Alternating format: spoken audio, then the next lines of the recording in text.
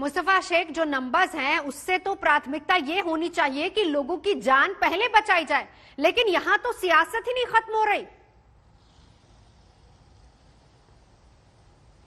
जी बिल्कुल, सियासत किसके लिए है ये सबसे बड़ा सवाल है। क्या लोगों के भले के लिए या फिर पॉलिटिकल क्रेडिट लेने के लिए? क्योंकि महाराष्ट्र और सेंटर के बीच में जिस तरह से जो चीजें चल रही हैं उससे आम आदमी ही फिक्रमंद है, आम आदमी को ही अफेक्ट होगा, क्योंकि आम आदमी अस्पताल के बाहर बैठा है, ऑक्सीजन अवेलेबल नहीं है। बीएमसी की ऑक्सीजन फैसिलिटी खराब होने से कल 4 से 5 बीएमसी अस्पतालों में से कई लोगों को शिफ्ट करना पड़ा। ऑक्सीजन की किल्लत थी, रेमडेसिविर लोग लाइन लगा के खड़े होते हैं, स्टॉक्स खत्म हो जाती है, ब्लैक मार्केट में महंगी उसमें खरीदना पड़ता है। तो एक तरफ से आप कह सकते हैं कि जो हालात इस वक्त बने हुए हैं उसमें राजनीति ये सबसे लास्ट में आनी चाहिए थी, लेकिन अफसोस ये है कि ऐसा नहीं होता दिख रहा है। अब इसका असर क्या होगा? क्या एक तरह से दोनों के बीच में जो जंग चल रही है उससे आम आदमी की इलाज पर फर्क पड़ेगा? अगर ऐसा होता है तो ये बहुत निंदनीय बात होगी।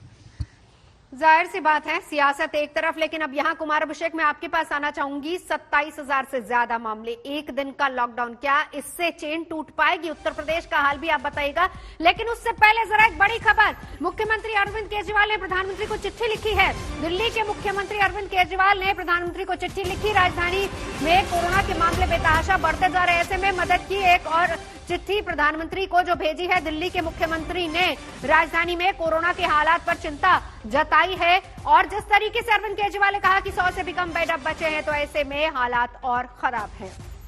यूपी का हाल, कुमार अभिषेक, क्या चेन टूट पाएगी एक दिन के लॉकडाउन से?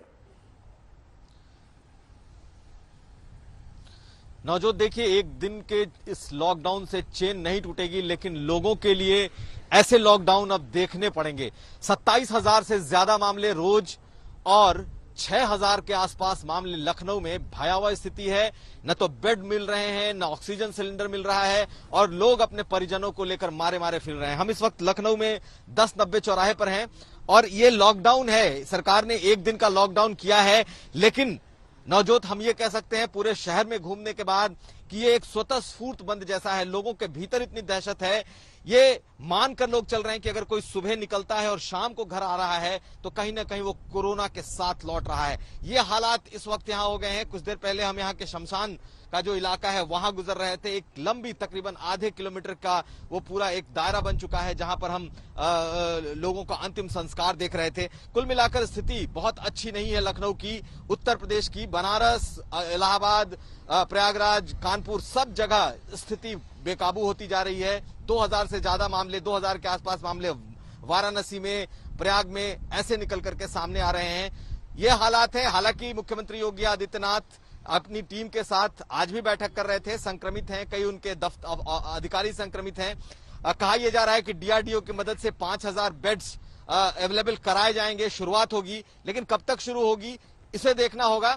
सबसे भयावह हालात अगर लखनऊ पे हैं तो वो लोगों के लिए ऑक्सीजन सिलेंडर और अस्पताल बेड के हो रहे हैं, और लोगों को यही नहीं मिल रहा है। और सबसे ज्यादा दहशत इसी से हो रही है। परिवार के परिवार इस वक्त कोविड पॉजिटिव है, कोई किसी घर में ज्यादा गंभीर है, लेकिन उसे जगह, इलाज नहीं मिल पा रहा है। बिल्कुल बिल्कुल।